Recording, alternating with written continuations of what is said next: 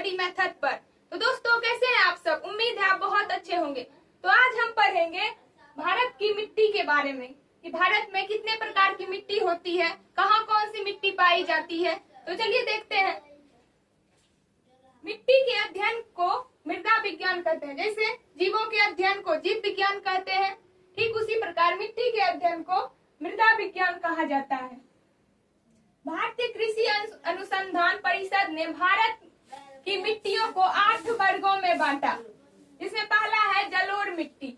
जलोढ़ मिट्टी नदियों द्वारा पर्वतीय क्षेत्रों से बहाकर लाई जाती है तथा कहीं अन्य जगह जमा की गई मिट्टी होती है। यानी जैसे नदी पहाड़ से निकलती है तो वो अपने साथ बहुत सारे छोटे छोटे कंकड़ पत्थर लेके आती है, जो कहीं भी मतलब अगर उसे रुकने का जगह कहीं मिलता है तो वहाँ वो उस कंकड़ पत्थर को, उस छोटे छोटे कण को छोड़ देती है। उसे ही जलोढ़ मिट्टी कहते हैं। दूसरा पॉइंट है, यह मिट्टी खेती के लिए बहुत अच्छी मानी जाती है, यानी इसकी उर्वरता अधिक होती है।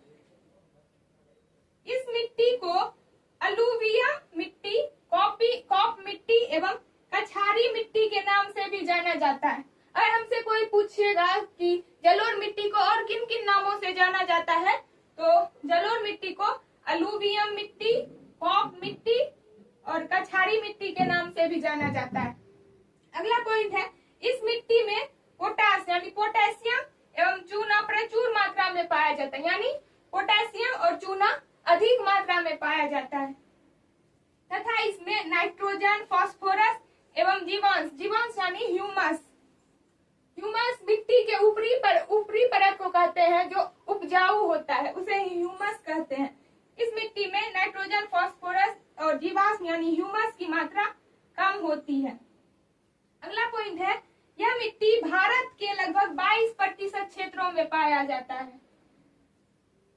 अगला पॉइंट है यहाँ, यह मिट्टी भुरभुरा अथवा ढीला होता है, यानी बहुत अगर ऐसे आप छुएंगे तो ऐसे हाथ से निकल जाएगा, ऐसा होता है। यानी इसके कण आपस में मजबूती से बनकर ठोस सेल नहीं बनाती, यानी पत्थर के जैसा ठोस नहीं हो जाता है।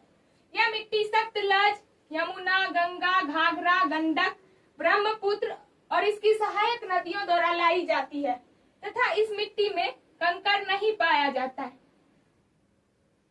इस मिट्टी को जलोढ़ इसलिए कहा जाता है क्योंकि यह जल द्वारा पर्वतीय क्षेत्रों से बहाकर लाई जाती है। जैसे हम यहाँ देखें, जलोढ़ मिट्टी नदियों द्वारा पर्वतीय क्षेत्रों से बहाकर लाई जाती है, इसीलिए इसे जलोढ़ मिट्टी कहते हैं। जलोढ़ मिट्टी में अब देखते हैं जलोढ़ मिट्टी में कौन कौन से फसल बोए जाते हैं। तो जलोढ़ मिट्टी में धान, गेहूं, तिलहन यानी जिससे तेल प्राप्त होता है, और दलहन एवं आलू इत्यादि फसलें उगाई जाती है। अब देखेंगे जलोढ़ मिट्टी कितने प्रकार के होते हैं। तो जलोढ़ मिट्टी 2 प्रकार की होती है। पहला होता है खादर मिट्टी और दूसरा होता है बांगर मिट्टी। खादर मिट्टी किसे कहते हैं? तो नई जलोढ़ मिट्टी को खादर मिट्टी कहते हैं। जैसे अगर हाल फिलहाल में अगर बाढ़ आया तो उससे जो मिट्टी जमा होगा उसे ही खादर मिट्टी कहते हैं, और पुरानी जलोढ़ मिट्टी को बांगर मिट्टी कहते हैं। और कभी बाढ़ आया है और उस बाढ़ में मिट्टी कहीं जमा हुआ है तो वो मिट्टी कई वर्षों तक अगर रहेगा तो उसे पुरानी जलोढ़ मिट्टी कहते हैं।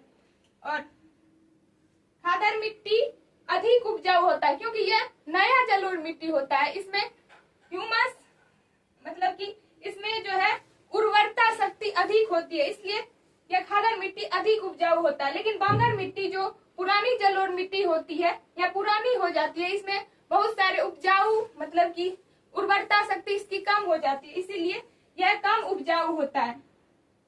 तो इसमें लिखेंगे नई जलोढ़ मिट्टी को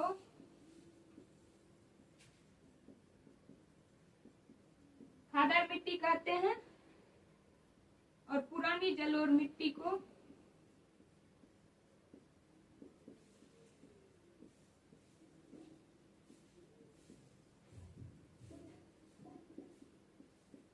बांगर मिट्टी कहते हैं।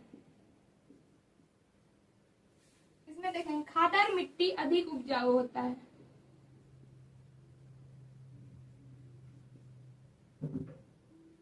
और ये बांगर मिट्टी कम उपजाऊ होता है। खादर मिट्टी जो है इसका कण महीन होता है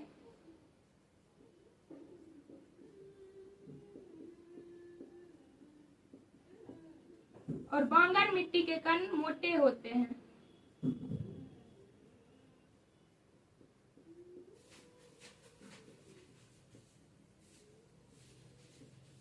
तो दोस्तों कैसा लगा वीडियो? अगर वीडियो थोड़ा सा भी पसंद आया हो तो वीडियो को लाइक करें और चैनल को सब्सक्राइब करें और वीडियो को ज्यादा से ज्यादा शेयर जरूर करें। धन्यवाद।